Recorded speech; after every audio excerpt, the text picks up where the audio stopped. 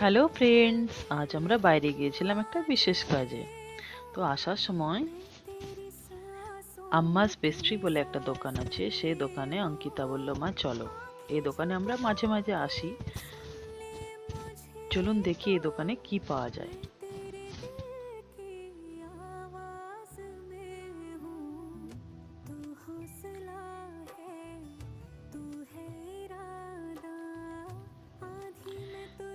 এই দোকানে নানা ধরনের চকলেটস অ্যান্ড কুকিজ খুব সুন্দর করে সাজানো থাকে, আর খেতেও খুব সুন্দর লাগে।